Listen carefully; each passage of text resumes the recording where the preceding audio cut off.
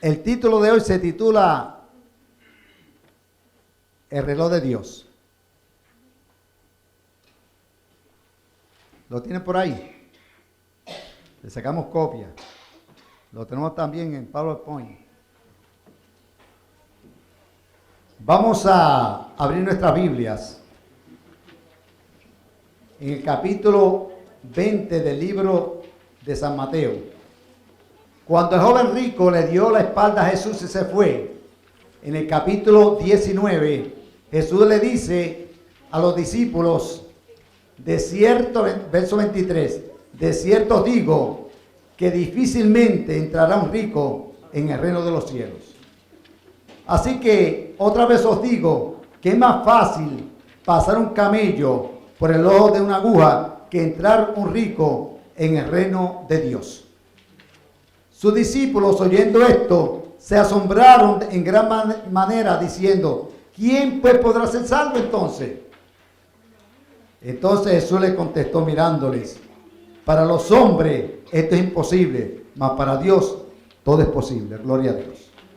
Entonces respondiendo Pedro y dijo, y aquí nosotros lo hemos dejado todo y te hemos seguido. ¿Qué pues tendremos? De cierto os digo que la regeneración, cuando el Hijo del Hombre se siente en el trono de su gloria, vosotros que me habéis seguido, también os sentaréis sobre 12 tronos para juzgar a las 12 tribus de Israel. Cualquiera que haya dejado casas, haya dejado hermanos, haya dejado hermanas, haya dejado el padre, o a la madre, o a la mujer, o a hijos, o tierra, por mi nombre, recibirá 100 veces más. Y como ñapita dicen en Puerto Rico, la vida eterna. Amén. Gloria a Dios. Qué lindo es el Señor. Seguir a Cristo es un privilegio. Y termina el capítulo 19, pero muchos primeros serán postreros y postreros primeros. Sigue el capítulo 20 del libro de San Mateo, nos presenta eso, la parábola del padre de familia que salió temprano a contratar obreros para su viña. El padre es el padre, Dios el Padre, sale temprano a contratar obreros para su viña. La viña es la iglesia, es el pueblo de Israel. Nos dice en el libro de Isaías 5:7 que la viña es la casa de Israel. Así que Dios sale temprano en la mañana a contratar obreros para su viña. Porque temprano en la mañana el pecado entró a la tierra. Todo era ¿qué? Perfecto. No había pecado, no había dolor, no había muerte. Pero el pecado entró a la tierra y Dios tuvo que cerrar la puerta del Edén. Y el hombre ahora no podía ¿qué? Entrar. Por esa hora Dios proveyó un cordero para el holocausto. Dios proveyó un cordero que iba a morir por ti y por mí, que era Cristo Jesús. Así que contrató los primeros obreros, ¿fueron quiénes? Pues Adán y Eva. Los contrató para que trabajaran. Los primeros 2500 años no había revelación escrita. Los primeros 2000 años, desde Adán hasta Moisés, no había revelación escrita. ¿Por qué? Porque en ese tiempo los padres educaban a sus hijos, le hablaban verbalmente. Adán no necesitaba un libro. ¿Cuánto duró Adán? 930 años. Así que él enseñaba en el Edén, como esta semana, este tema estamos estudiando, el santuario estaba allí también. El Edén era el santuario. Ellos no podían adorar dentro, pero afuera podían adorar. Y diciendo Adán, algún día vendrá Cristo a salvarnos. El Mesías vendrá. Esa era la esperanza de ellos. En el capítulo 5 del libro de Génesis, hay 10 nombres allí. 10. Capítulo 5. La genealogía de Adán. Dice que Adán tuvo a Set. Set tuvo a Enoch. Enoch tuvo a Cainán. Cainán tuvo a Malalet. Malalet tuvo a Jared. Jared tuvo a Enoch. Enoch tuvo a Matusalén. Matusalén tuvo a Lamec y Lamec tuvo a Noé. 10 nombres. Eso no están por casualidad allí, esos 10 nombres. Yo me lo memoricé por eso, para poder predicar lo que dice Dios. Allí están esos 10 nombres. Usted va a ver que Adán tuvo 930 años. Matusalén, ¿cuántos tuvo? 900 ¿qué? 69. ¿Y cuánto antes del diluvio tenía Noé? 600 años. A esa edad entró en el arca. Y usted va a ver que desde Adán hasta Noé fueron 2000 años. ¿De qué predicaba Adán y Eva? Que fueron los primeros, a la primera mañana Dios los llamó para que predicaran la verdad de Dios. Pues él decía, el pecado trajo las consecuencias de la muerte. Caín mató a Abel. Él tuvo que quitar a la vida un cordero, porque el cordero era un tipo de Cristo, simbolizaba un tipo de Cristo. Y él enseñaba las grandes verdades que tú y hoy predicamos. Le decía, ustedes ven allá, está el árbol de la vida y el árbol de ciencia y de bien y de mal. Cuando éramos sin pecado podíamos comer del árbol de la vida. Pero al salir del Edén no podemos ahora pasar. Dice el capítulo 3 del libro de Génesis.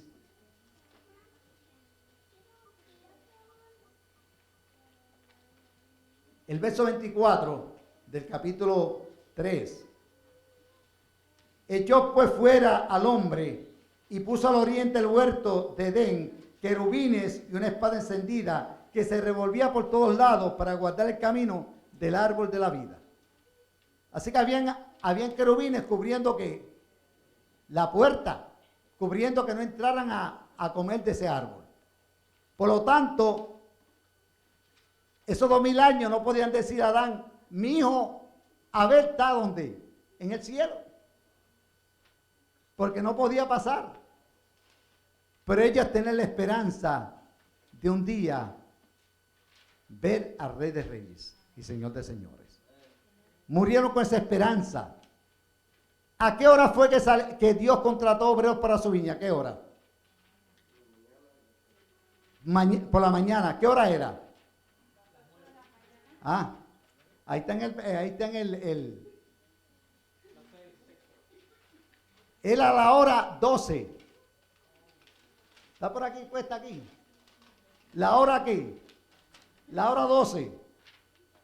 Ese es el reloj de Dios. A esa hora temprano, a la hora 12, salió el padre a contratar a nuestros primeros padres para que trabajaran en la viña, en la iglesia.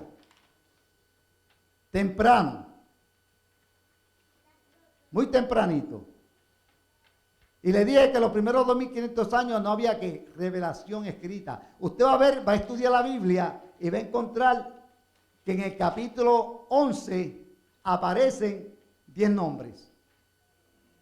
Después de salir del arca hay 10 nombres. Sem, Arphaxad, Sala, Pelé, Herbel, Serú, Rehú, Nacor y Abraham. 10 nombres que están allí no por casualidad. Dios los tiene allí para que vean las fechas que van corriendo. Y después el pueblo tuvo que ir a Egipto. ¿Verdad que sí? ¿Cuántos años estuvo el pueblo de Israel en Egipto? Esclavo. 400. Pues yo le voy a explicar algo ahora en la genealogía. Abraham tuvo a Isaac ¿a qué edad? A los 100. Y a los 75 años Dios le dio el pacto. A los 100 nació Isaac, iban 25 años. ¿A qué edad Jacob tuvo? Isaac tuvo a Jacob. A los 60. Si ustedes suman 60 y 25, ¿cuántos son? 85. ¿Verdad? Entonces, Jacob fue a Egipto ¿a qué edad? a los 130 años. Si suman 85 más 130, ¿cuánto es? 215. Así que iban ya desde Abraham hasta Jacob en Egipto, iban 215 años. Y cuando Jacob llegó a Egipto, el que era gobernador de Egipto, ¿quién era? Su hijo. Y no fueron esclavos, ¿por qué? Porque allí Dios le tenía un lugar especial a esa iglesia. Dios quería sacarlo de Hebrón y llevarlo a un lugar que estuvieran solos, porque los egipcios y los hebreos no se llevaban. Esa iglesia tenía que crecer conocimiento especial. Y José, que era el gobernador, le dio las mejores tierras, la tierra de Gosén. No eran esclavos. Ahora, ¿a qué edad murió José? 100 años. ¿Qué edad tenía cuando Jacob llegó a Egipto? Después van a estudiarles ustedes, porque esto es un poquito complicadito, pero le estoy diciendo más o menos. Tenía 39 años. Si usted resta 110 menos 139, da 74 años. José estuvo con su familia 74 años y no eran esclavos.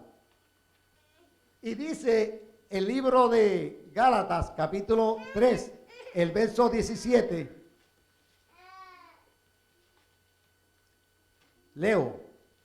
Esto pues digo, el pacto previamente ratificado por Dios para con Cristo, que fue el de Abraham, que está hablando de Abraham. La ley que vino 430 años después no lo abroga para invalidar la promesa. Quiere decir que el pacto que dio Dios desde Abraham hasta Sinaí eran 400 años, 430 años. Si usted resta todo eso que estamos hablando de los 144 años, desde el Sinaí para abajo, el pueblo estuvo como 100 y pico de años solamente esclavos. Pero ¿qué pasa? Que cuando usted lee, dice nuestro comentario bíblico, eso está en el comentario bíblico, si alguno tiene, lo puede leer, que la esclavitud no era solamente física, era espiritual. Cuando usted saca la genealogía, le va a dar exactamente hasta el Sinaí los 430 años. Que Dios dio la ley como un pacto en el Sinaí. Y algunos dicen que la ley no hay que guardarla porque es un pacto. Fue un pacto que Dios hizo con el pueblo de Dios. Así que esa hora, a la hora 12, que Dios salió temprano, encontró toda esta gente que fueron fieles al Señor. José fue fiel, Abraham fue fiel, Adán fue fiel. Encontró gente buena, tremenda, que se comprometieron con Dios. Abraham salió de Ur de los Caldeos para seguir a Dios. Por fe siguió a Dios. A esa hora, a la hora 12, dice, vamos al capítulo 20 del libro de San Mateo. Mateo capítulo 20. Dice el verso 2 que habiendo convenido con los obreros en un denario al día, los envió a su viña. Y saliendo cerca de la hora ¿qué? La hora tercia. ¿Cuál es la hora tercia? ¿Verdad? No está aquí. Vamos a ver si lo ponemos. La hora tercia, que es las 9 para el reloj de Roma. Estamos hablando del reloj de Dios. Vamos a verlo ahorita por qué. A esa hora, en la hora 12 llamó a los patriarcas. A la hora tercera llamó a los profetas. Después de Moisés comenzó Dios a hablar a través de los profetas. Antes era a través de ¿qué? De los padres a los hijos. Iban llevando el mensaje. Cuando el pueblo en Egipto se olvidó de Dios, fueron esclavos y ahora Dios se iba a comunicar con el hombre a través de los profetas. Y llegaron hombres como Josué. ¿Quién más? Moisés, que fue un profeta al final. ¿Quién más? Oseas, Daniel, Jeremías, Isaías. Todos esos profetas menores y mayores se comprometieron a que Dios les hablara. Y escribieron cosas que ellos no sabían. Daniel escribió profecías del tiempo del fin. Profecías que son hermosas. Para ti, Dios habló a través de los profetas. Y la hora sexta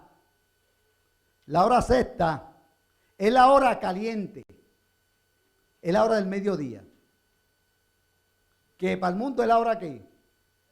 La hora 12. ¿La 12 de qué? La 12 de la noche o la 12 del mediodía. ¿A qué hora se pone el sol? ¿O el día? ¿A qué hora se pone el día? Cuando se pone el sol. Y a la hora 12, a la hora 12. Pero a medianoche no se pone el sol. Y le hacen ver al mundo que el día termina cuando esta noche, porque cambiaron el reloj de Dios. A esa hora, la sexta hora, es la hora del cristianismo. Llega el Rey de Reyes, Señor de Señores. Cristo llega a la tierra. Y dice, vamos a leer en el libro de San Juan, capítulo 4. San Juan, capítulo 4.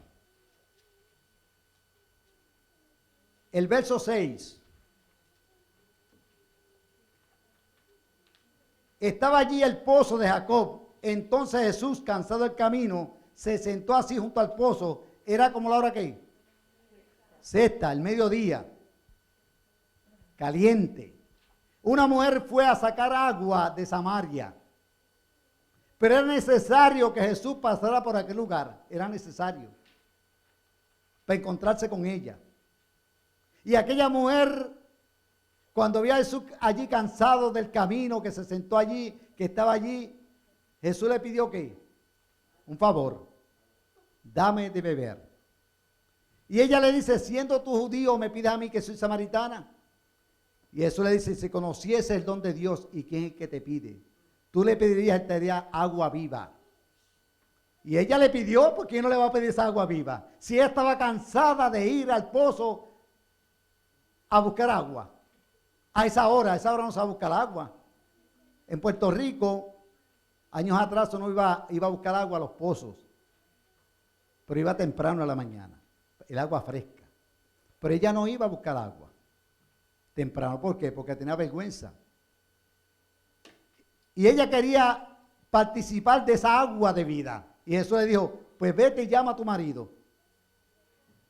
Pero tenía un problema, porque no tenía marido. ¿Cuántos maridos tenía? Y el que tenía no era de él, de ella. Eso ha dicho con verdad. Eso quería que confesara su pecado. Y le dijo, vete y llama a tu marido. Y ella no tenía marido. Eso ha dicho con verdad. Y hay un versículo aquí que me llama la atención. En el verso 19 le dice la mujer, Señor, me parece que tú eres profeta. Nuestros padres adoraron en este monte y vosotros decís que en Jerusalén es el lugar donde se debe adorar. Jesús le dijo, mujer, créeme, que la hora viene cuando en este monte, ni en Jerusalén, adoraréis al Padre. Llegará el momento. Vosotros adoráis lo que no sabéis. Así está el mundo, adorando lo que no sabe. ¿Por qué? Porque nosotros adoramos lo que sabemos, porque la salvación viene de ¿qué? De los judíos. Y el verso 25 le dice la mujer, sé que ha de venir el Mesías, el llamado de Cristo. Que dice que esta mujer, con todos los problemas que tenía, ella anhelaba que llegara el Mesías. Ella oraba en su casa, Señor, yo quiero que tú vengas y me perdones. Yo quiero estar contigo. Sé que el Mesías ha de venir, el cual se dice Cristo, y él me ha declarado todas las cosas. ¿Y qué eso le dijo? Yo soy el que habla contigo. A esa hora, Dios llamó a esa mujer para que siguiera predicando. Y dice la palabra que ella fue a Samaria a predicar el evangelio, porque se transformó. De modo, si alguno está en Cristo, nueva criatura, y las cosas había pasaron todas esas hechas nuevas. Ella se entregó completamente al Señor. Y se fue, no le importó lo que era ella, le importó lo que es Cristo para ella. Y dice la Biblia que muchos creyeron en la palabra de la mujer que daba testimonio diciendo, ella dio testimonio de que había encontrado al Mesías. Y la gente fueron. Qué bueno es el Señor. A esa hora Dios llamó un grupo de hombres. Lucas capítulo 5, en el verso 1,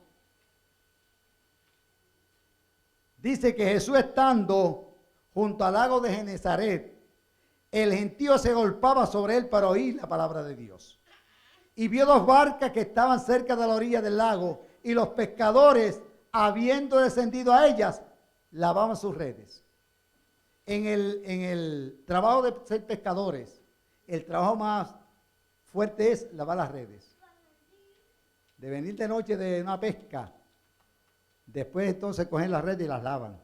Pero el problema era que ellos fueron a pescar y ¿qué pasó? Y no pescaron. O sea, lavar las redes, esas personas eran rudos. Pedro, Juan, Andrés, todos eran hombres rudos. Y estarían maldiciendo allí, tal vez, porque no habían pescado nada. Pero Jesús, que estaba allí, que no era pescador, nunca había pescado, era carpintero, le dijo, váyanse a pescar. ¿Tienen qué? ¿La red qué? Tienen la red que van a pescar. Y Pedro le dice, toda la noche no hemos pescado, pero en tu palabra echaremos la red. En tu palabra echaremos la red. Nosotros tenemos que echar nuestra vida en lo que Dios dice. Que no era pescador, está bien, pero obedecieron. Y dice la palabra que pescaron. Y dice Dios, después Jesús le dijo, ¿los haré pescadores de qué? De hombres. En el capítulo 21 del libro de San Juan, y estaba junto Simón Pedro, capítulo 21, verso 2, Tomás, llamado el Dídimo, Natanael, el de Caná de Galilea, los hijos de Zebedeo y otros dos de sus discípulos. Simón Pedro le dijo, ¿voy a qué? A pescar. Fíjese, después de Jesús haber ¿qué? Resucitado, pero dice ahora, ¿me voy qué? A pescar. Y Dios lo había llamado a hacer ¿qué? Pescadores de hombres. Y ahora dice, yo me voy a pescar, y dice la Biblia que también los discípulos, pues vamos contigo. Y se fueron a pescar, y esa noche, ¿qué pasó? No pescaron nada. Pero yo quiero decirle que se presentó a la orilla de la playa Jesús, versículo 4. Y le dio, hijitos, ¿tenía que comer? Le respondieron no. Y él le dijo, echad la red a la derecha de la barca y hallaréis. Entonces le echaron y no podían sacar por la gran cantidad de peces. Entonces aquel discípulo a quien Jesús amaba dijo a Pedro, es el Señor. Simón Pedro, cuando oyó que era el Señor, se ciñó la ropa porque se había despojado de ella y se echó al mar. Y los otros discípulos vinieron con la barca arrastrando la red de peces que no distaban de tierra, sino como 200 codos. Y al descender de la tierra, vieron brasas puestas y un pez encima de ellas y pan. Mire, Jesús resucitado. Ellos se fueron a pescar, no pescaron nada. Eso dice, ¿tienen la red? Si soy yo, tal vez le digo, ¿qué pasa con ustedes? Si yo los mandé a pescar y están pescando ahora peces, ¿qué pasa? Le había dado un regaño a ellos. Pero Jesús no. Dice que había que, había pan y pez. Y Jesús le dijo, traed los peces que acabáis de pescar. Verso 10. Subió Simón Pedro y sacó la red a tierra llena de grandes peces, 153, y aun siendo tanto, la red no se rompió. Dese cuenta que hay una ciencia que estudia el crecimiento cuantitativo y cualitativo, de calidad y cantidad. Dios le gusta la cantidad y la calidad. Mucho le gusta la calidad. No, esta iglesia es mejor que tenga 100 miembros, que sean de calidad, que no haya cantidad. Dios se preocupa por las dos cosas. Y Dios le gusta contar. ¿Y ellos contaron cuánto? Usted cuando la iglesia tiene que contar cuántos miembros tiene, cuántos están viniendo a la iglesia y contar todas las visitas que vienen porque son importantes para Dios. Es importante cuando una persona llega a la iglesia, usted le pide el teléfono y usted la llame y le pregunte, ¿Cómo estuvo el culto? ¿Le gustó el culto? Porque la gente que viene quiere quedarse. ¿O no es así? Y ellos contaron 153 peces. Y eran grandes. ¿Por qué los contaron? Porque era un milagro, hay que contar los milagros. Mira, cogimos 153 peces por el día. Y por el día, ¿qué pasa? Que los pescadores no pescan. Pero los peces llegaron. Tanto cuando los llamó y ahora que se habían ido, los llamó. Y ahí en ese momento, Pedro, que estaba en depresión, Pedro había negado a su Señor. Y Pedro se fue a pescar como mucho a veces. Yo me voy a hacer lo que hacía antes. Porque a mí me va mal en la iglesia. Yo me voy a lo que hacía antes. Muchos hacen así. Yo conozco muchas personas que se han ido de la iglesia para hacer lo que hacían antes. No, mi hermano. Todo es posible para Dios. Y Pedro estaba en una depresión grande. Y Dios lo llamó. Después de que comieron, dice la Biblia. Jesús le dijo, venid y comed. Y ninguno de los discípulos se atrevía a preguntarle, ¿tú quién eres? Sabiendo que era el Señor. Vino pues Jesús y tomó el pan y le dio así mismo del pescado. O sea que Jesús le sirvió. A un resucitado le sirvió. Porque Jesús vino para servir, no ser servido. Y nosotros estamos aquí para servir, no para que nos sirvan. ¿Cuántos dicen amén? Tiene que ser así.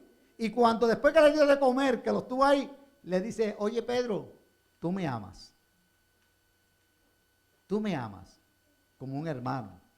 Pues si tú me amas, apacienta las ovejas, pues yo te llamé a ti para que apacentara las ovejas.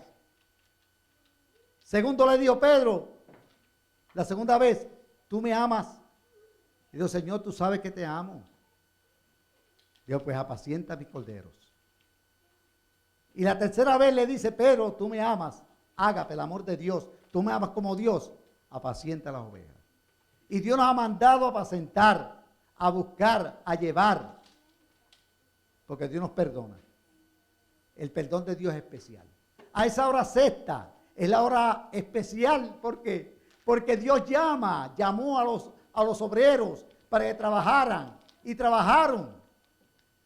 Usted ve esa gente como los apóstoles trabajaron.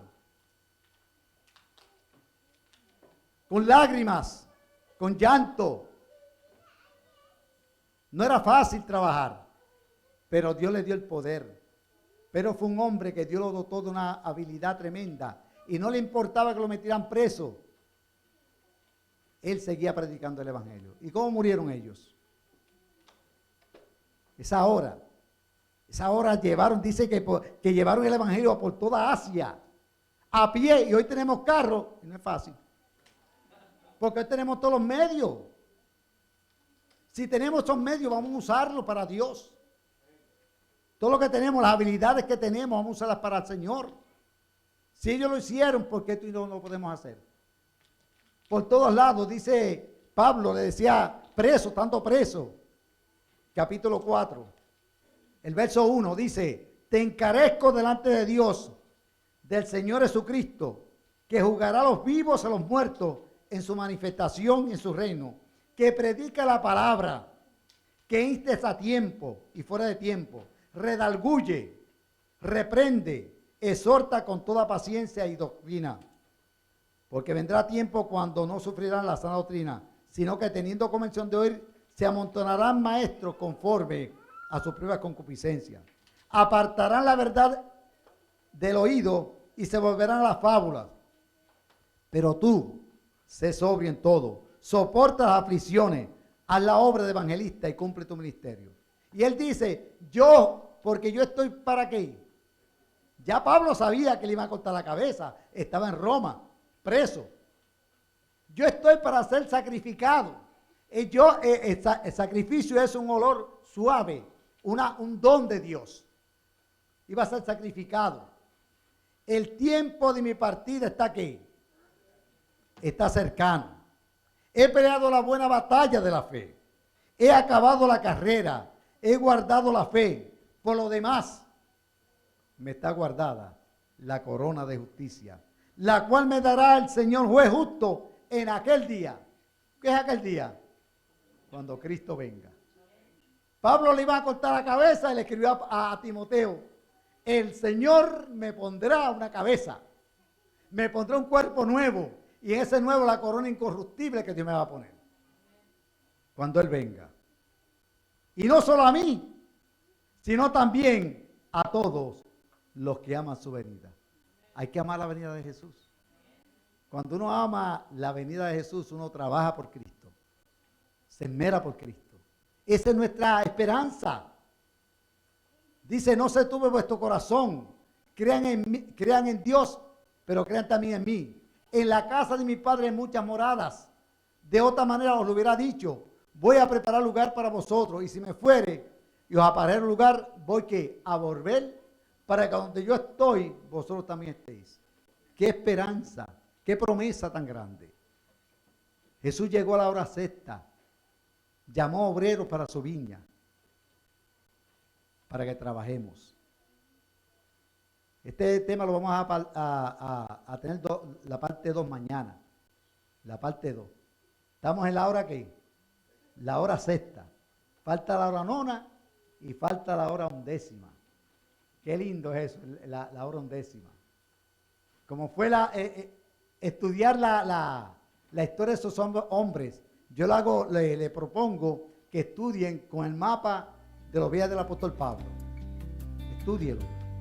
Cuando usted estudiando la Biblia, usted busca unos mapitas para que sepa dónde fue Pablo a predicar. Que cuando fue a Listra en el primer viaje, allí le cayeron a pedradas, pues lo daron por muerto. Y se levantó de allí para seguir predicando a Jesucristo. Hasta que le cortaron la cabeza. Hasta el final tenemos que estar predicando. No hay que temer. Pablo fue un hombre de Dios. Todos esos grandes hombres trabajaron hasta el final. Y nosotros tenemos que trabajar hasta el final de esta historia. Así que esta parábola Jesús la hizo con propósito. A la hora 12 por la mañana, ¿quién contrató? A los patriarcas. La hora tercia, ¿quién contrató? A los profetas. Y la hora sexta, ¿quién contrató? La hora de los apóstoles, la hora de cristianismo. Hombres que se atrevieron a decirle sí a Cristo y no al mundo.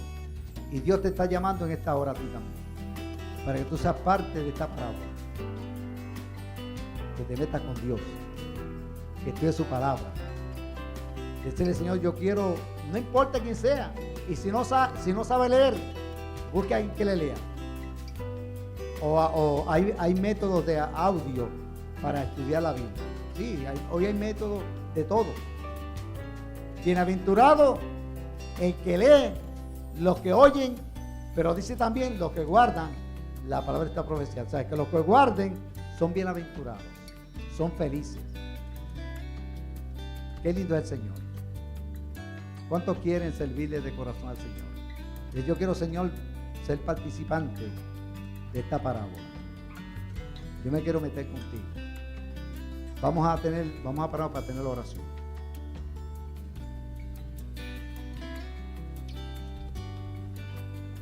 Amado y bondadoso Dios, gracias porque tu palabra es buena.